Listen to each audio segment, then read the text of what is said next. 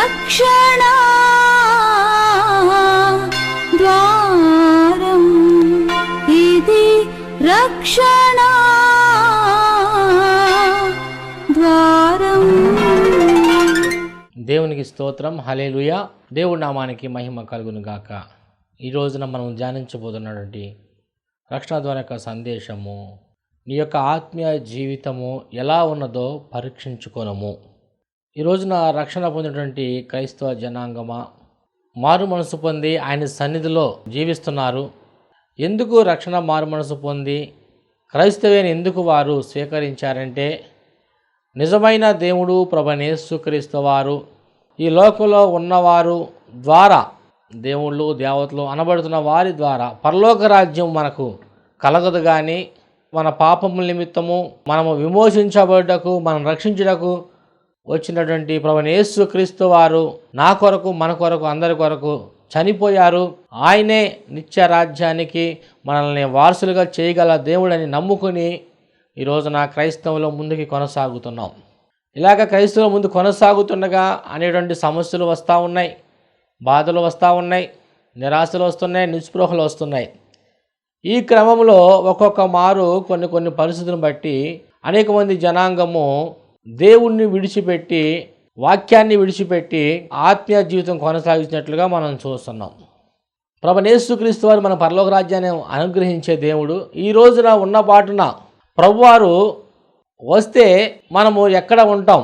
ఇంత రక్షణ పొంది, మారు మనసు పొంది ఆయన సన్నిధిలో జీవిస్తున్న మనము నిశ్చయంగా పరలోక రాజ్యంలో చేర్చబడాలంటే ప్రభువైన యేసుక్రీస్తు వారి ద్వారానే అని మనము ఆయన సన్నిధానం కొనసాగుతున్నాం. ఇలా కొనసాగుతుండగా అనేక పొరపాట్లు, అదురుబాట్లు, బెదురుబాట్లు, భయంకర పరిస్థితులు ఈ యొక్క ఆత్మీయ జీవితంలో నిజంగా దేవుడి రోజు మనము వస్తే కనుక నిజంగా మనం ఎదుర్కోగలుగుతామా? బుద్ధిగల కన్యకలు, బుద్ధి లేని కన్యకలు మనకి బైబిల్ గ్రంథంలో కనబడతారు. వారు దేవుడి కోసం ఎదురు చూసినప్పుడు 5 కన్యకలు దీపము ఆరిపోకుండా నిత్యము మెలకు కలిగి నూనె పోసుకుంటూ ప్రభువారి యొక్క రాకడ కోసం ఎదురు చూస్తారు. మరొక గుంపు ప్రభువారు ఎప్పుడో వస్తారులే అని అశ్రద్ధతో, నిర్లక్ష్య స్వభావంతో వారు ఎట్లా ఉన్నారంటే, నూనె అయిపోయినప్పుడు కూడా పట్టించుకోకుండా ప్రభువారు ఎప్పుడో వస్తారు కదా, ఆ సమయంలో వెళ్ళి ఆ నూనె పోసుకొని మనం దీపము ముట్టించుకోవచ్చు అనుకుని వారు అక్కడ ఉన్నప్పుడు అకస్మాత్తుగా ప్రభువారు రావటం జరిగింది. ఈ బుద్ధిగల కన్యకలు ఎత్తపడ్డారు. బుద్ధి లేని కన్యకలు నూనె కొనుక్కొని వచ్చి దీపం అంటించుకునే లోపల తలుపులు వేయబడిని. ఆ తలుపులు తీయండి అని ఎన్ని కేకలు పెట్టినప్పుడు కూడా ప్రభువారు అన్నారు, నీవెవరో నాకు తెలియదు అన్నారు. ఈ మాట ఎందుకు చెప్తున్నానంటే, మనము దేవుని సన్నిధిలో సిద్ధపడే వారంగా ఉండాలి. ప్రతిరోజు, ప్రతి గంట, ప్రతి నిమిషము, ప్రతి సెకండ్లో మనం సిద్ధపడే వారంగా ఉండాలి. అయితే ఈ రోజున మనకు ఆత్మీయ జీవితం ఎలా ఉంది అని మనం పరీక్షించుకునే వారంగా ఉండాలి. ప్రకటన గ్రంథంలో మనం చూస్తున్నాము, నులివెచ్చని స్థితిలో ఉన్నట్లయితే ప్రభువైన యేసుక్రీస్తు వారి నోటి నుంచి ఆయన మనల్ని ఉమ్మివేస్తానన్నారు. ఈ రోజున మనము ఎట్లా ఉన్నాం? మండే విశ్వాసిగా ఉన్నామా? చలారిపోయిన జీవితాన్ని జీవిస్తున్నామా అనే కొన్ని విషయాలు ఈ రోజున బైబిల్ లేఖనం నుంచి మనం చూసుకుందాం.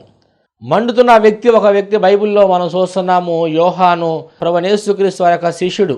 దేవుడి నామానికి మహిమ కలుగును గాక. ప్రభువైన యేసుక్రీస్తు వారు అతని గురించి మంచి సాక్ష్యం చెప్తున్నాడు. ఏంటి ఆ సాక్ష్యము అని చూసినట్లయితే యోహాను సువార్త 5వ అధ్యాయము 35వ వచనం, అతడు మండుచు ప్రకాశించుచున్న దీపమై ఉండెను.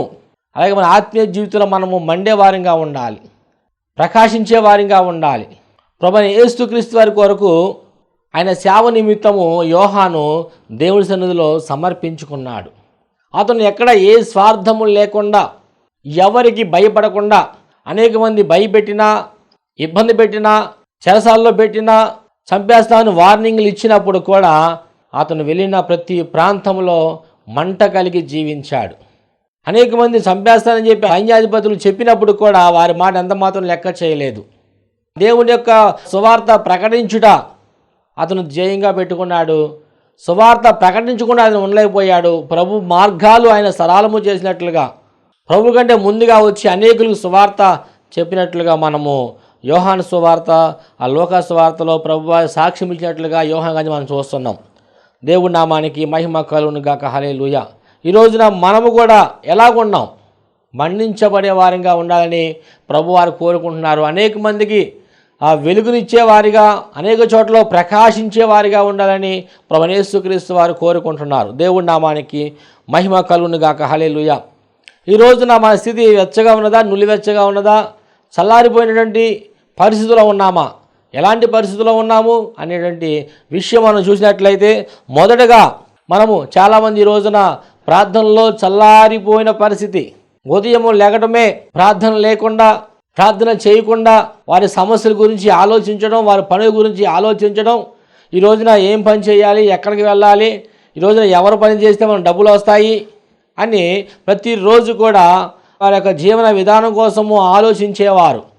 లేకపోతే వారికి వచ్చిన సమస్యలు, వారి కుటుంబంలో ఏలుబడి చేసినటువంటి కష్టాలు, ఇబ్బందులు, ఇరుకులు, నిరాశ, నిస్పృహలను బట్టి ప్రతిరోజు కూడా ఉదయం మొదలుకొని సాయంత్రం వరకు కూడా వారు ప్రార్థన చేయకుండా ఆ సమస్యలకు ఎలాగ పరిష్కారం అని చెప్పి వారు ఆలోచించేవారుగా ఈ రోజున లేకపోలేదు. ఈ రోజున మనం ఎలాగున్నాము అనే విషయం ఈ రోజున మనము దేవుని సన్నిధిలో మనము పరీక్షించుకునే వారిగా ఉండాలి. మొదటగా ప్రార్థనలో మనం ఆ బలిపీఠము నిత్యము కూడా మనము మండేవారిగా ఉండాలి. అంటే ఒకటి, ప్రార్థనలో మనం మండేవారిగా ఉండాలి. ఈ రోజున మన జీవితం ఎలా ఉన్నది? ప్రార్థనలో మనం చల్లారిపోయే వారిగా ఉన్నామా, మండేవారిగా ఉన్నామా? బైబిల్ గ్రంథంలో ఒక వ్యక్తి మనం చూసినట్టయితే చల్లారిపోయిన పరిస్థితి.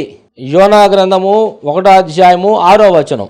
అప్పుడు ఓడ నాయకుడు అతని వద్దకు వచ్చి, ఓయి నిద్రపోతా, నీకేమి వచ్చినది? లేచి నీ దేవుణ్ణి ప్రార్థించము, మనము చావకుండా ఆ దేవుడు మన యందు కనుకరించినేమో అనెను. ఇక్కడ యోనా గురించి మనం ధ్యానించినట్లయితే, యోనా ఒక ప్రవక్త, దేవుడు చేత ఏర్పాటు చేయబడిన వ్యక్తి ప్రవక్త. ఈ ప్రవక్త దేవుడి దగ్గర నుంచి వర్తమానం తీసుకుని అనేక మంది కష్టాల్లో ఉన్న వారికి, బాధల్లో ఉన్న వారికి వర్తమానం చెప్పి వారిని బలపరిచేటువంటి వ్యక్తి ఈ యొక్క యోనా. ప్రవక్త యొక్క లక్షణాలు ఎట్లా ఉంటాయంటే, ప్రజల్ని బలపరిచే వారిగా ఉండాలి, కష్టాల్లో ఉన్నప్పుడు వారిని బలపరిచే వారిగా ఉండాలి, జరగబోయే వాటిని విషయాలు ప్రభువారు ఏమైతే వారి గురించి బోధించారో, వారి గురించి చెప్పమన్నారో ఆ మాటలు చెప్పి వారిని బలపరచడము, వారి దేవుని స్థిరంగా నిలబెట్టడము, దేవుడు చెప్పిన మాటలు ఏమైతే ఉన్నాయో ఆ మాటల ప్రకారం మీరు జీవించండి అని చెప్పి ముందుగా వాళ్ళకి తెలియపరచడం. అయితే ఈ ప్రవక్త అక్కడి నుంచి ఎక్కడంటే దేవుడు చెప్పిన మాట ప్రకారము యోనా గ్రంథం 1వ అధ్యాయంలో మనం చూసినట్లయితే, యోనాను దేవుడు ఏర్పాటు చేసుకున్నాడు. నినివే పట్టణ ప్రజలు చాలా భయంకర పాపంలో వారు జీవిస్తున్నారు. అయితే దేవుడి యొక్క కోపము నినివే ప్రాంతం మీద ఉన్నప్పుడు, నినివే ప్రాంత ప్రజలకి రక్షణ కలగాలని, ఆ ప్రాంత ప్రజలు మార్పు చెందాలని యోనా గారితో మాట్లాడినప్పుడు, యోనా అక్కడికి వెళ్ళి వారి వరకు ప్రార్థించకుండా, వారికి ఈ విషయం చెప్పకుండా ఏం చేస్తున్నాడంటే, యోనా నినివే పట్టణానికి వెళ్ళమంటే తర్షీషు పట్టణానికి పారిపోతున్నాడు. గల కారణం ఏంటి అని మనం చూసినట్లయితే, ఇజ్రాయేలు ప్రజలంటే నినివే ప్రాంత ప్రజలకి బద్ధ శత్రువులు. అయితే ఈ యొక్క యోనా గారు ఆ నినివే ప్రాంత ప్రజలకి అలాగే జరగాలి, నేను కానీ వెళ్ళి వారితో ఈ మాట చెప్పినట్లయితే వారు మారుమనసు పొంది రక్షణ పొంది వారు బ్రతికేస్తారు, కాబట్టి వాళ్ళు అవడానికి వీలు లేదు. దేవుడు నమ్ముకున్న బిడ్డల్ని నినివే ప్రాంత ప్రజలు ఎంతగానో బాధ పెట్టేవారు, కష్టపెట్టేవారు, బానిసలుగా తీసుకుని వెళ్ళిపోయారు. అలాంటి ప్రజలకి ఇతను ఏం చేయాలనుకుంటున్నాడంటే, వారి మీద పగ పెట్టుకున్నాడు, ద్వేషంతో ఉన్నాడు, అలాగే వారు నాశనం అయిపోవాలని ఈ యొక్క ప్రవక్త గారు కోరుకుంటున్నారు. అందు నిమిత్తము దేవుడు చెప్పిన మాట వినకుండా అతడు ఆ వాడ అడుగు భాగానికి వెళ్ళి నిద్రపోతున్నట్లుగా మనం చూస్తున్నాం. దేవుడు చెప్పిన మాట చెప్పకుండా అతను పారిపోతున్నట్లుగా, దేవుని సన్నిధి నుంచి విడిచిపెట్టి వెళ్ళిపోతున్నట్లుగా మనం చూస్తున్నాం. అలా విడిచిపెట్టి వెళ్ళినప్పుడు అక్కడ జరిగిన సందర్భం ఏంటంటే, ఆ వాడ మీదకి పెద్ద పెద్ద అలల చేత ఆ వాడ మునిగిపోవడానికి సిద్ధంగా ఉన్నది. అప్పుడు దాంట్లో ఉన్న వాడ నాయకులు అందరూ కూడా కంగారు పడి భయపడిపోయి, ఇది ఎవరి ద్వారా వచ్చిందో మనకు తెలియట్లేదు, ఈ విపత్తు ఎందువల్ల వచ్చిందో మనకు తెలియట్లేదు, కాబట్టి మీ యొక్క దేవుళ్లకు మీరు ప్రార్థన చేయండి అన్నప్పుడు వారి దేవుళ్ళకి అందరూ ప్రార్థన చేస్తున్నారు. ఈ యొక్క యోనా గారు అయితే అడుగు భాగానికి వెళ్ళి నిద్రపోతున్నాడు. అప్పుడు అంటాడు కదా ఓ నాయకుడు వచ్చి, పోయి నిద్రపోతూ, భయంకర ప్రమాదంలో మనం ఉంటున్నావు, ఇప్పుడు నువ్వు నిద్రపోతున్నావా, నీ దేవుడికి నువ్వు ప్రార్థన చేయన్నప్పుడు పట్టించుకోకుండా అతను వెళ్ళిపోయి నిద్రపోతున్నాడు. ఈ రోజున చాలామంది చూసినట్లయితే ప్రార్థన చేయలేని పరిస్థితి. అయితే ఒకటి మనం చూసినట్లయితే నిద్రపోత వల్ల ప్రార్థన యొక్క జీవితాన్ని మనం కోల్పోతాం. ఉదాహరణకు పేతురు గారిని ప్రార్థన చేయమంటే ప్రభువైన యేసుక్రీస్తు వారు, పేతురు గారు ప్రార్థన చేయకుండా అతను నిద్రపోతాడు. నిద్రపోయినప్పుడు వచ్చిన ప్రమాదం ఏంటి అని చూసినట్లయితే, ప్రభువైన యేసుక్రీస్తు వారు ప్రార్థన ముగించుకుని పేతురు దగ్గరికి వచ్చి మాట్లాడుతూ ఉంటుంటే, బందిపోటు దొంగలు కొంతమంది ఇచ్చి ప్రభుని పట్టుకుని, నువ్వు యేసు ప్రభు కదా, నిన్ను తీసుకెళ్ళి సిలివేస్తామని చెప్పి అది తీసుకుని వెళ్తూ ఉంటుంటే, ఈ పేతురు గారు కలవరంలో, ఆందోళనలో ఏం చేయాలో దిక్కుతోచిన పరిస్థితులలో కత్తి తీసుకుని ఆ యొక్క సైనికుడి యొక్క చెవి తెగనట్లుగా మనం చూస్తున్నాం. ఎందువల్ల జరిగిందంటే అతను నిద్రపోవటం వల్ల, అతను ప్రార్థనా జీవితం కోల్పోవటం వల్ల అతను ఒక నరహంతకుడుగా అయినట్లుగా మనం చూస్తున్నాం. ఆ ములికి యొక్క చెవి నరికేసినట్లుగా మనం చూస్తున్నాం. కత్తి పట్టుకున్నాడు కత్తితోనే నశిస్తాడన్న మాట ప్రకారము ప్రభువైన యేసు క్రీస్తు వారు అతన్ని గద్దించి మరలా ములుకు యొక్క చెవిని అతికించినట్లుగా మనం చూస్తున్నాం. ఈ రోజున యొక్క పేతురు గారికి అంత పరిస్థితి రావడానికి కారణం ఏంటి? నరహంతకుడిగా అయిపోవడానికి కారణాలు ఏమిటి అని చూసినట్లయితే, ఒకటి తను ప్రార్థనా జీవితంలో చల్లారిపోయిన పరిస్థితి. యోనా కూడా భయంకర ప్రమాదం వచ్చినప్పుడు కూడా ప్రార్థన చేయకుండా అతను నిద్రపోతున్నాడు. ఒకటి, దేవుడు నమ్ముకున్న నీవు ఈ రోజున ప్రార్థనలో మండేవారంగా ఉండాలి. ఈ యొక్క పేతురు గారైతే చల్లారిపోయిన జీవితం మనం చూస్తున్నాము. ప్రార్థనలో చల్లారిపోయాడు. అతను భయంకరమైన శ్రమలు అతని మీదకి వచ్చినట్లుగా మనం చూస్తున్నాం. దేవుడికి స్తోత్రం. నిద్రపోవటం వల్ల వచ్చే నష్టం ఏంటంటే, ఒకటి ప్రార్థనలు కోల్పోతావు, రెండవదిగా దేవుడి ఆత్మ కోల్పోతారు, మూడవదిగా చూసినట్టయితే నిద్ర ఆత్మ వలన మరణాన్ని వారు కొందెచ్చుకుంటారు, కష్టాలు పాలయ్యి అనేక ఇబ్బందులు పడుతున్నట్లుగా లేఖనాలు మనం తెలియజేస్తున్నాయి. ఒకటి, మనం ప్రార్థనలో మనం మంట కలిగి ఉండేవారిగా ఉండాలి. ఈరోజు నీ సమస్య నుంచి తప్పించబడాలంటే ప్రార్థించేవారుగా ఉండాలి. ఈరోజు నీ బాధలోంచి విడుదల పొందాలంటే, ఈ యొక్క మరణకర పరిస్థితులు జీవంలోకి మార్చబడాలంటే, నీ దుఃఖము నాట్యంగా మార్చబడాలంటే, నీ వ్యతిరేకతలు తిరుగుబాట్లు సమస్తము తొలగించబడాలంటే, నీకున్న పేదరికము తొలగించబడాలంటే, ఒకటి ప్రార్థన ద్వారానే మనం సాధ్యపరచబడుతుంది. నిజముగా మొరబెట్టే వారికి ప్రభువైన యేసుక్రీస్తు వారు ఆయన సమీపంగా ఉండే దేవుడు. ఆపత్కాలం ముందు మొరబెట్టగా ఆయన ఉత్తరం ఇచ్చే దేవుడు. యోహాను నిద్రపోవటం వల్ల అతడు సముద్రంలో పడద్రోయబడ్డాడు, మరణానికి దగ్గరైపోయి దేవుడి ఆత్మ కోల్పోయినట్లుగా మనం చూస్తున్నాం. ఒకటి, మనం ప్రార్థించే అనుభవంలోకి వెళ్ళే వారిగా ఉండాలి అన్ని విషయాల్లో. ఈరోజు చాలామంది మా ప్రార్థన చేశారా అంటే, ప్రార్థన చేయడానికి ఇంట్రెస్ట్ లేదు పాస్టర్ గారు అంటున్నారు. ఎందుకంటే వాళ్ళకు ఉన్న కష్టాలు బట్టి ప్రార్థన చేయబుద్ధి కావట్లేదు అంటున్నారు. ప్రార్థనలో కూర్చుంటే నిద్ర వస్తుంది, ప్రార్థనకు వెళ్తే ఆవలింతలు వస్తున్నాయి, ప్రార్థనలో మోకరిస్తే కాళ్ళ నొప్పులు వస్తున్నాయి, ప్రార్థనలో నిలిచి ప్రార్థన చేస్తే నిలబడలేకపోతున్నాం, చేతులెత్తి ప్రార్థన చేయలేకపోతున్నాం అని అనేక మంది సాకులు చెప్పేవారు ఈ రోజున లేకపోలేదు. ప్రార్థనలో నిలిచి ఉండేవారు ఈ రోజున చాలా తక్కువైపోయినట్లుగా మనం చూస్తున్నాం. ఒకటి, చల్లారిపోయిన జీవితము ప్రార్థనా జీవితంలో ఈ యొక్క యోనా గారు, పేతురు గారు మనం చూసినట్లయితే. రెండో విషయం మనం చూసినట్లయితే, పరిచర్య చేసే విషయంలో చల్లారిపోవటం. మనం మంట కలిగి దహించు అగ్నైన దేవుడు, ఆయన ఆత్మ పొందుకున్న నీవు మనం మండే వారిగా ఉండాలని ప్రభువు కోరుకుంటున్నారు. ప్రార్థనలో చల్లారిపోయారు. ఈరోజు అనేక మంది జనాంగము వారి పని పాటలను బట్టి ప్రార్థన చేయలేకపోతున్నారు, వారి జాబుల నిమిత్తము ప్రార్థన చేయలేకపోతున్నారు. ఉదయం లేచినది మొదలుకొని సాయంత్రం వరకు కూడా వారికి ఆఫీసు పనులు చేసుకుంటాం, వారి కుటుంబం కోసం కష్టపడటం, వాటి వల్ల ప్రార్థన చేయలేకపోతున్నారు. ప్రార్థన చేయకపోవడం ద్వారా వస్తుంటే అనర్థాలు ఏంటంటే, వారి యొక్క సమస్యల నుంచి వారు బయటికి రాలేకపోతున్నారు. వారి ధనము వారి సమస్యల నుంచి బయటికి తీసుకొస్తారనుకుంటున్నారు, కానీ ఆ సమస్య నుంచి బయటికి రాలేకపోతున్నారు. వారికి నమ్ముకున్నటువంటి మనుషులు వారికున్న బాధల నుంచి విడిపిస్తారనుకుంటున్నారు, కానీ వాటి ద్వారా కూడా వారు విడుదల పొందలేకపోతున్నారు. విడుదల మనం పొందుకోవాలంటే ఒకటే, దేవుని సన్నిధిలో పశ్చాత్తాపడి ప్రార్థన చేసినప్పుడు దేవుడు నీకున్న సమస్యల నుంచి బయటికి దేవుడు తీసుకొస్తాడు. ఎప్పుడైతే ఈ యొక్క యోనా గారు సముద్రంలో మునిగిపోతున్నాడో, ఆ 2వ అధ్యాయంలో మనం చూస్తాము, అతను ప్రార్థన చేస్తూ మొదలు పెడుతున్నాడు. ప్రభువా నన్ను కనుకరించు, ప్రభువా నీ మాట నేను వినలేకపోయాను, నీ మాట నేను విధేయత చూపలేకపోయాను, నన్ను కనికరించు, కృపదయిచ్చే నాకు అని అన్నప్పుడు దేవుడు యోనా గారిని బ్రతికించడానికి ఒక చేపను పంపించి యోనా గారిని రక్షించినట్లుగా మనం చూస్తున్నాం. రెండవదిగా మనం పరిచర్యలో కూడా మంట కలిగి ఉండేవారిగా ఉండాలి. లూకాసు వార్త 22వ అధ్యాయము 60వ వచనం మనం చూసినట్లయితే, అందుకు పేతురు, ఓయి నీవు చెప్పినది నాకు తెలియదనెను. అతడు ఇంకను మాట్లాడుచుండగా వెంటనే కోడి కూసెను. ఇక్కడ ప్రభువైన యేసుక్రీస్తు వారు ముందుగానే శిష్యులు చెప్తారు, గొర్రెల కాపరిని కొట్టినప్పుడు గొర్రెల్ని చెదరిపోతాయి. అక్కడ ప్రభువారు ఒక మాట అన్నారు, ఇదిగో నన్ను సిలువకు అనేక మంది అప్పచెప్తున్నారు, సిలువకు వెళ్తున్నాను కాబట్టి మీరు అందరూ చెదిరిపోతారు, మీరు అందరూ వెళ్ళిపోతారని చెప్పి ప్రభువారు అక్కడ వారికి చెప్పినప్పుడు ఈ పేతురు గారు అంటారు, ఎవరు నీ వెంట ఉన్నా లేకపోయినా నేను అయితే నీతో ఉంటాను ప్రభువా అని ప్రగల్భాలు పలికినట్లుగా మనం చూస్తున్నాం. నీతోనే నేనుంటాను, నీతోనే నడుస్తాను, నీతోనే పరిచర్య చేస్తాను. ఎన్ని కష్టాలు వచ్చినా, ఎన్ని ఉడుదుడుగులు వచ్చినా, ఎంత ఇబ్బందులు వచ్చినా, ఎంతమందిని కష్టపెట్టినా, నష్టపెట్టినా, ఇబ్బంది పెట్టినప్పుడు కూడా నేను విడిచిపెట్టను ప్రభువా నేను పరిచర్య నీతో పాటు చేస్తానని చెప్పి అన్న వ్యక్తి ప్రభువైన యేసు క్రీస్తు వారిని పట్టుకున్న వెంటనే ఈ పేతురు దూరంగా పారిపోయాడు. దూరం నుంచి చూస్తున్నాడు ఏం జరుగుతుందో, ప్రభువారిని ఏం చేస్తున్నారు ఏంటని దూరం నుంచి అతను చూస్తున్నాడు. చూసి ఒక చోట కూర్చున్నప్పుడు ఒక చిన్నది వచ్చి, నీవు ప్రభువైన యేసుక్రీస్తు వారితో నువ్వు తిరిగిన వాడివి కదా, వారితో ఉన్నవాడివి కదా అంటే, లేదు అని చెప్పి అతడు బొంకుతున్నట్లుగా అబద్ధం చెప్పినట్లుగా మనం చూస్తున్నాం. అతడు దేవుడి పరిచర్య చేయవలసినటువంటి పేతురు ఈ రోజున చూసినట్లయితే అక్కడ ఆ ప్రాంతంలో దేవుణ్ణి విడిచిపెట్టి దూరంగా వెళ్ళిపోతున్న పరిస్థితులు మనం చూస్తున్నాం.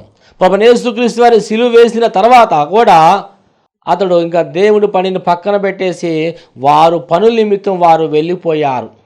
వారు పనులు చేసుకుంటే వెళ్ళిపోయారు. ఎందుకంటే ప్రభువైన యేసుక్రీస్తు వారితో ఉన్నంతకాలం వారికి ఏ లోటు లేదు, తక్కువ కాలేదు. ప్రభువైన యేసుక్రీస్తు వారు ఇంకా మనకు లేరు, మనకు సహాయం చేసేవారు లేరు అనుకొని వారు ఏం చేశారంటే వారి జీవనోపాధి నిమిత్తము వారు పని చేసుకుంటే వారు వెళ్ళిపోయారు, పరిచర్ను పక్కన పెట్టేశారు. ఈరోజు చాలామంది కూడా అన్నీ ఉన్నప్పుడు పరిచర్య చేస్తున్నారు, కొంచెం ఇబ్బంది అయినప్పుడు, కొంచెం కష్టమైనప్పుడు ఇంకా పరిచర్య మేము చేయలేమండి, మాకు ఆహారం సరిగా ఉండట్లేదండి, కరువులు ఉంటున్నాయండి, ఎక్కడికి వెళ్ళినా కానుకలు రావట్లేదు, పరిచర్యకు వెళ్ళాలంటే ఈరోజు మాకు ఛార్జీ డబ్బులు లేవండి, పరిచర్యకు వెళ్తే ఈరోజు మా కుటుంబం ఎవరు పోషిస్తారు, పరిచర్యకు వెళ్తే నా బిడ్డలు ఎవరు చదివిస్తారు, ఈరోజు పరిచర్యకు వెళ్తే నా కుటుంబంలో ఉన్నటువంటి పరిస్థితులు ఎలాగ మార్చబడతాయి. మొదట పేతురు గారు బలమైన పరిచర్య జరిగించారు. ప్రభువారితో ఉండి నేల మీద నడిచిన అనుభవాలు కలిగి ఉన్నాడు. అనేక మంది దెయ్యాలను వెళ్ళగొట్టిన పరిస్థితి, మంట కలిగి అతను పరిచర్య చేసినట్లుగా మనం చూస్తున్నాం. ప్రభువైన యేసు క్రీస్తు వారు ఎప్పుడైతే సిలువకు అప్పచెప్పబడ్డారో ఇక అతను ఆ జీవితం అయిపోయింది అని చెప్పి అతను చల్లారిపోయిన పరిస్థితి.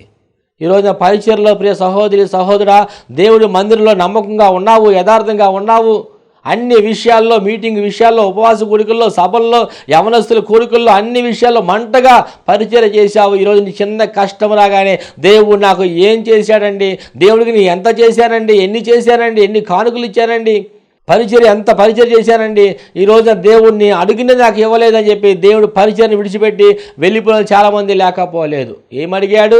దేవుడికి వ్యతిరేకమైనది, దేవుడికి ఇష్టం లేనిది అడిగినప్పుడు ఒక్కొక్కసారి వాటిని మనం పొందుకోలేము. ఒకవేళ దేవుడు నువ్వు అడిగింది ఇవ్వలేదంటే అది నీకు మేలుకరమైనది కాదు. రెండవదిగా పరిచర్యలో ఈ పేతురు గారిని మనము చల్లారిపోయినట్లుగా మనం చూస్తున్నాము. ఎప్పుడైతే ప్రభువైన యేసు క్రీస్తు వారు ఆ శిష్యుల్ని దర్శించారో మరలా దేవుని పశ్చాత్తాపడి అతడు మరలా పరిచర్య చేయడం కొనసాగించడానికి వెళ్ళినప్పుడు పేతురు గారి యొక్క ప్రసంగానికి అనేక మంది రక్షింపబడ్డారు. చనిపోయిన వారు సైతం కూడా లేపబడ్డారు, కుంటి వారు నడవబడుతున్నారు, గుడ్డివారు చూస్తున్నారు, అనేక మంది రక్షింపబడ్డారు. దేవుడికి స్తోత్రం, హల్లెలూయా. ఈ రోజున మనము మన యొక్క స్థితి ఎట్లా ఉన్నదో మనం గమనించుకొని మనం పరీక్షించుకునే వారిగా ఉండాలి. ప్రార్థన చేయగలుగుతున్నామా? రెండవది పరిచర్య చేయగలుగుతున్నామా? పరిచర్య అంటే ఎక్కడికో వెళ్ళిపోయి అనేక మంది సువార్త చెప్పడం కాదు, కానీ నీవు ఉన్న మందిరంలో పరిచర్య చేయటం, కిటికీలు తీయటము, సాపలు వేయటము, ఆ చర్చి తుడవటము, ఆ యొక్క సభలో మీటింగ్లో పాల్గొనటము. రెండవదిగా నీకున్న ధనాన్ని బట్టి సేవకులకి సహకారిగా ఉండటము, మీటింగ్లు పెట్టే విషయంలో, ధన సహాయం చేసే విషయంలో, సువార్త ప్రకటించే విషయంలో మనం మంట కలిగి మొదటగా కానుకలు అధికంగా ఇచ్చి ఈ రోజున ఒకవేళ ఇవ్వలేకుండా ఉన్నామేమో, చల్లారిపోయిన పరిస్థితిలో ఉన్నామేమో. ప్రభువారు మాట్లాడుతున్నారు, పేతురులాగా నువ్వు ఒకవేళ ఉన్నామేమో, పేతురు ఎలాగ పశ్చాత్తాపడ్డాడో ఆయనలాగా పశ్చాత్తాపడే సన్నిధిలో ఉన్నట్లయితే ప్రభువారిని జీవితంలో గొప్ప కార్యం చేస్తాడు. పేతురు గారిని నిలబెట్టినట్లుగా ప్రభువారు నిన్ను నిలబెట్టే దేవుడిగా ఉన్నారు. దేవుడికి స్తోత్రం, హల్లెలూయా. మూడవదిగా మనం చూసినట్లయితే ప్రభు యొక్క సావాసములో చల్లారిపోవటం. దేవుడికి స్తోత్రం. యోహాను సువార్త 6వ అధ్యాయంలో ప్రభువారు చెప్తారు కదా, నా శరీరము నా రక్తము త్రాగిన వాడే నిత్య జీవానికి పాత్రులు అన్నప్పుడు అక్కడ కొంతమంది అర్థం కాక నీ శరీరం మీన్ తింటాం ఏంటి, నీ రక్తం మీన్ తాగుతాం ఏంటి అని చెప్పి చాలామంది అక్కడి నుంచి ప్రభువారి యొక్క సావాసాన్ని విడిచిపెట్టి వెళ్ళిపోతారు. ఇస్కరియోతు యోధా కూడా మనం చూసినట్లయితే ప్రభు యొక్క సావాసాన్ని విడిచిపెట్టి వెళ్ళిపోతాడు అతను. అయితే శిష్యులు మాత్రము ప్రభువారిని అంటి పెట్టుకుని ఉంటారు. దేవుడికి స్తోత్రం, హల్లెలూయా. యోహాను సువార్త 6వ అధ్యాయము 66వ వచనం. అప్పటి నుండి ఆయన శిష్యుల్లో అనేకులు వెనక తీసి మరి ఎన్నడూ ఆయనను వెంబడించలేదు. ఎవరు వెంబడించలేదంట. సావాసానికి దూరం అయిపోయే ఈరోజు చాలామంది కూడా ఆదివారం నాడు మందిరాల్లో రొట్టె ద్రాక్షారసము తీసుకునే విషయంలో ముందుకు రాలేకపోతున్నారు, రక్షణ పొందలేకపోతున్నారు, బాప్తిజం పొందలేకపోతున్నారు. ఎందుకయ్యా అంటే బాప్తిజం పొందినట్లయితే, రక్షణ పొందినట్లయితే నమ్మకంగా ఉండాలి, యథార్థంగా ఉండాలి, భయభక్తులు కలిగి ఉండాలి, ఈ లోకంలో ఉన్న వాటి అన్నింటిని విడిచిపెట్టాలి కదా అని చాలామంది మందిరానికి రొట్టె ద్రాక్షారసం తీసుకునే విషయంలో వెనక్కి వెళ్ళిపోతున్నారు. దేవుని మీద కోపంతో కొంతమంది రొట్టె ద్రాక్షారసం తీసుకునే విషయంలో వెనక్కి వెళ్ళిపోతున్నారు. ఇక్కడ కూడా చాలామంది అర్థం కాక వారు వెళ్ళిపోయారు. అంటే రొట్టె ద్రాక్షారసం తీసుకున్నప్పుడు దేవుడు మనకు నిత్య రాజ్యమును ఆయన అనుగ్రహించే దేవుడు. ఆయన శరీరము ఆయన రక్తము త్రాగిన వారు నిత్యము పరలోక రాజ్యములో దేవుడు ఉండడానికి నీకు సహాయం చేస్తాడు. రొట్టె విడుచుట యందు దేవుడి సావాసంలో ఉండేవారిగా ఉండాలి. ప్రతిరోజు వాక్యము నీ జీవితం గురించి దేవుడు ఏమి మాట్లాడబోతున్నాడని చెప్పి ప్రతిరోజు దేవుడి సావాసంలో ఉండేవారిగా ఉండాలి. మనుషుల సావాసము ఈరోజు అనేక మంది చేస్తున్నారు, ఫోన్లతో సావాసం చేస్తున్నారు, ఈ లోకంలో ఉన్న స్నేహితులతో సావాసం చేస్తున్నారు. వాటి వల్ల మనకు ప్రయోజనము లేదు. కానీ ప్రభువైన యేసుక్రీస్తు వారు సావాసము ద్వారానే నీకు ప్రభువైన యేసుక్రీస్తు వారు నిత్య జీవాన్ని అనుగ్రహించే దేవుడిగా ఉన్నారు. దేవుడి నామానికి మహిమ కలుగును గాక. హల్లెలూయా. నాలుగవదిగా చూసినట్లయితే ప్రభువారిని చూసే విషయంలో చల్లారిపోతున్నారు. ఈరోజు నువ్వు మండుచున్న విశ్వాసివా, చల్లారిపోయిన విశ్వాసివా అని ప్రభువారు మాట్లాడుతున్నారు. యోహానైతే దేవుడు సాక్ష్యం చెప్తున్నాడు, అతడు మండుచున్న దీపం వలె ఉన్నాడు అంటున్నాడు.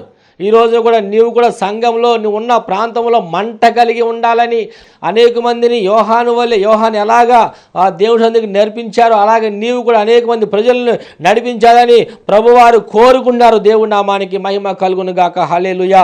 నాలుగవదిగా చూసినట్లయితే ప్రభువును చూసే విషయంలో మనము ఎట్లా ఉంటున్నాం ఈ రోజున? యోహాను సువార్త 20:24 చదివినట్లయితే, యేసు వచ్చినప్పుడు 12 మందిలో ఒకడైన దిదుమ అనబడిన తోమ వారితో లేకపోయెను గనుక తక్కిన శిష్యులు మేము ప్రభువును చూచితమని అతనితో చెప్పగా, అతడు ఆయన చేతుల్లో మేకుల గుర్తులు చూసి నా వ్రేళ్ళు ఆ మేకుల గుర్తులో పెట్టి నా చెయ్యి ఆయన ప్రక్కలో ఉంచితేనే కానీ నమ్మనని వారితో చెప్పాను. దేవుడికి స్తోత్రం. హల్లెలూయా.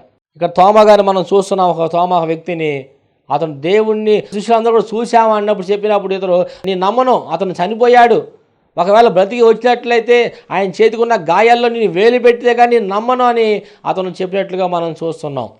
అతను దేవుడి సావాసంలో దేవుడి పక్కన తిరిగిన వ్యక్తి, దేవుడు ఎన్నో విషయాలు అతనికి బోధించేట్లుగా మనం చూస్తున్నాం. ఇదిగో నేను ఆయన నశించిపోతున్న వారి కొరకు వచ్చి ఉన్నాను, వారి కొరకు రక్తం చిందించి నేను మరలా చనిపోయి పరలోకానికి వెళ్ళి మీ కొరకు సవాలు సిద్ధపరుస్తానని చెప్పినప్పుడు కూడా, అనేక మార్లు వారితో మాట్లాడినప్పుడు కూడా ఆ విషయాలు ఏమీ కూడా తోమగారికి జ్ఞాపకం లేవు. పైగా వారు చెప్పిన మాటలని అనుమానిస్తున్నట్లుగా మనం చూస్తున్నాం. దేవుడికి స్తోత్రం. హల్లెలూయా. నాలుగవదిగా ప్రభువును చూసే విషయంలో మర్చిపోతున్నారు, చల్లారిపోయే పరిస్థితి. కొంతమంది అంటూ ఉంటారు, ప్రభువారు మాకు ఎలా కనబడతారండి అంటారు. ప్రభువారు మనకి ఆయన నిత్యముగా ఆయన వాక్యమై ఉన్న దేవుడు. వాక్యము నువ్వు చదివినట్లయితే నిత్యముగా ఆయన నీతో ఏమి మాట్లాడతాడో, నీతో ఏమి సంభాషిస్తాడో అవన్నీ కూడా నువ్వు గ్రహించగలుగుతావు. ఇక్కడ తోమ గ్రహించలేకపోతున్నాడు, శిష్యుడు గ్రహించలేకపోతున్నాడు. అంటే అతను చల్లారిపోయిన స్థితిలో ఉన్నాడు. ప్రభువాన్ని సిలువేసినప్పుడు అందరూ చల్లాచెదరైపోయి పారిపోయి వారి జీవనోపాధి నిమిత్తము విడిచిపెట్టిన వలలను, విడిచిపెట్టిన పడవలను తీసుకుని మరలా వారి వ్యాపారాల నిమిత్తం పరిగెడతారు, అనేక శ్రమలు పడతారు. వారు వల వేసినప్పుడు ఒక్క చేప కూడా పడినప్పుడు యేసుక్రీస్తు వారు ఆ దోణిలో అడుగుపెట్టినప్పుడు విస్తారమైన చేపలు పడతాయి. ఆ సమయాల్లో కూడా పేతురు గారు అక్కడున్న శిష్యులు ఎవరు కూడా ప్రభువారని వారు గమనించలేరు, గుర్తుపట్టలేరు. ఎప్పుడైతే 153 పెద్ద చేపలు పడినాయో వెంటనే వారు సంతోషంతో ఆనందభరితులై ఉంటున్నప్పుడు అక్కడున్న వ్యక్తి అంటాడు, ఈయన ప్రభువైన యేసుక్రీస్తు వారు అనగానే పేతురు చూసినప్పుడు ఆ పడవలో ఉన్న వ్యక్తి వెంటనే నీళ్ళలోకి దుమికినట్లుగా మనం చూస్తున్నాం. అతడు ప్రభువారు పక్కనే ఉన్నారు, ఆయన అతను ప్రభువారిని గుర్తుపట్టలేని పరిస్థితి. ఈరోజు చాలామంది కూడా వాక్యాన్ని గుర్తించుకోలేక వారు దేవుడు చెప్పిన మాటలు వినకుండా మరచిపోయి, ఆయన వాగ్దానాలు మరచిపోయి, ఆయన వాక్యాన్ని మరచిపోయి ఈరోజు చాలామంది జీవిస్తున్నారు. ఈరోజు ఎలా ఉన్నాము? ప్రభువాన్ని చూసే విషయంలో చల్లారిపోయే వారిగా ఉన్నామా తోమాలాగా? వెంటనే ప్రభువైన యేసుక్రీస్తు వారిని ఈ యొక్క పేతురు గారు చూసి ఆయన సన్నిధిలో ప్రాధేయపడినప్పుడు వెంటనే ప్రభువు వారికి అధికారం ఇచ్చి మేడగదిలో కనిపెట్టి ప్రార్థన చేసినప్పుడు దేవుడి ఆత్మ వారిని కమ్ముకోగానే పేతురు గొప్ప ఎన్నో అద్భుతాలు ఆశ్చర్యాలు జరిగించినట్లుగా మనం చూస్తున్నాం. ప్రియ సహోదరి సహోదరా, దేవుడు నిన్ను ఎందుకు పుట్టించాడు ఈ రోజున అంటే ఒకటే మనం గ్రహించే వారిగా ఉండాలి. దేవుడు వాళ్ళు ఎందుకు భూమి మీద పుట్టించి ఉన్నాడు అంటే ఆయన సువార్తను ప్రకటించడానికి, ఆయన నామాన్ని మహిమపరచడానికి, ఆయన నామాన్ని ఘనపరచడానికి.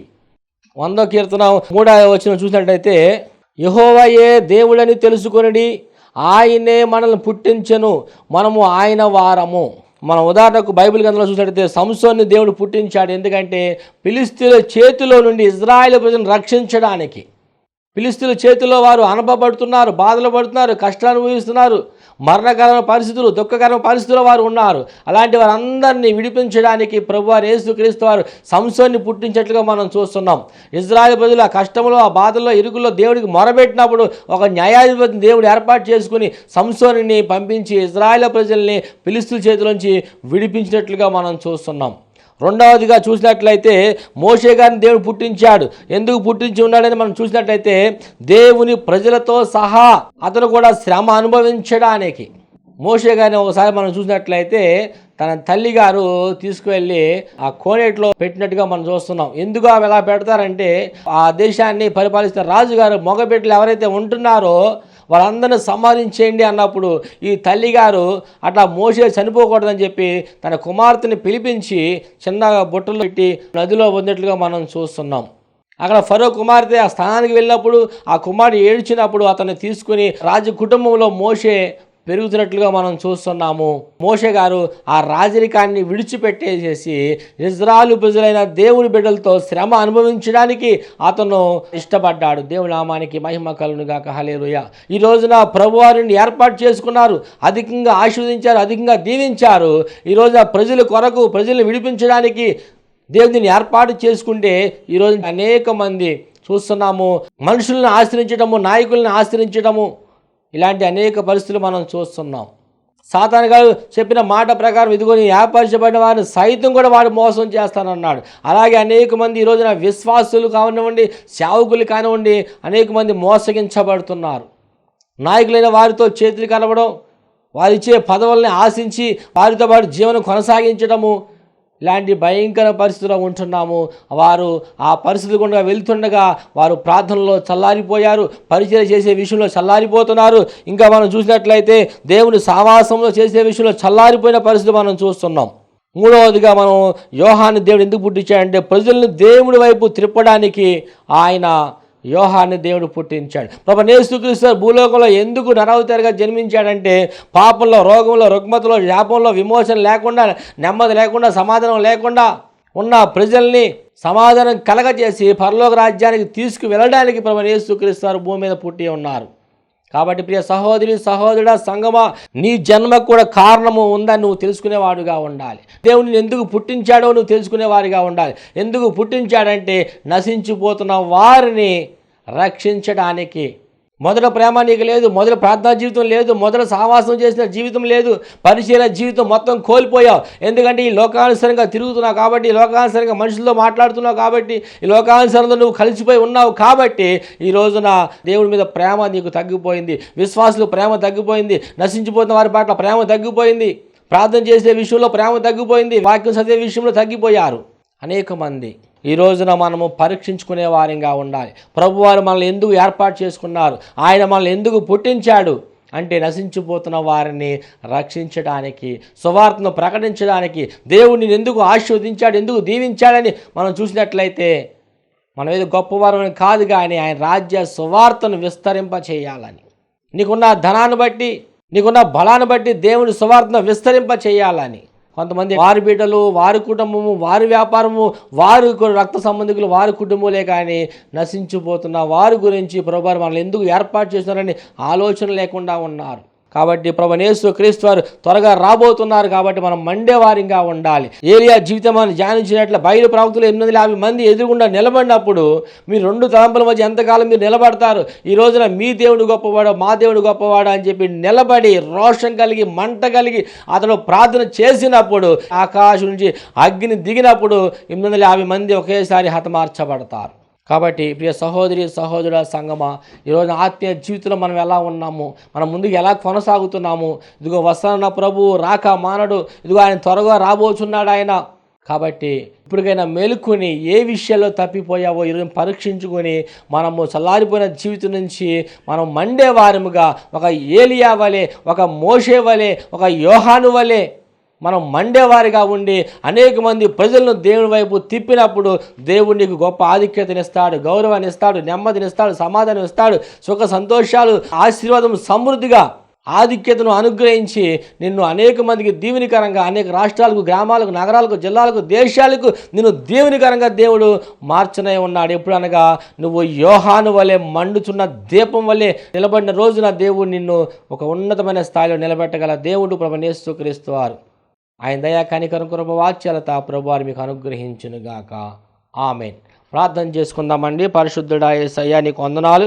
ఈ రోజున ప్రభా యోహాను గురించి మీరు మాట్లాడారు. ఈరోజు నీ జీవితము ఎలా ఉన్నది పరీక్షించుకో. మండుచున్న దీపం వల్లే ఉన్నావా, చల్లారినటువంటి జీవితం వల్లే ఉన్నావా అని మీరు మాట్లాడిన విధానం బట్టి వందనాలు. నిజమైన తండ్రి నాయన, ప్రార్థనలో మండేవారంగా, పరిచయం చేసే విషయంలో మండేవారంగా, అయా నిన్ను ప్రేమించే విషయంలో మండేవారంగా, నా తండ్రి సావాసంలో మండేవారంగా, అయా నిత్యము నీ రాజ్యానికి అనేక మంది వారసులను చేయడానికి నా ప్రభా అయా తండ్రి నన్ను మేము మండేవారంగా ఆ రీతిగా ఉండటకు సహాయము చేయమని, అయా ఈ ప్రోగ్రాం చూసిన ప్రతి బిడ్డను మీరు పేరు పేరును దీవించి నామానికి మహిమ తెచ్చుకోనమని యేసుక్రీస్తు శక్తి కలిగిన పునరుద్ధారణ నామంలో అడిగి వేడుకొని పొందుకున్నామని నమ్ముచున్నాము తండ్రి.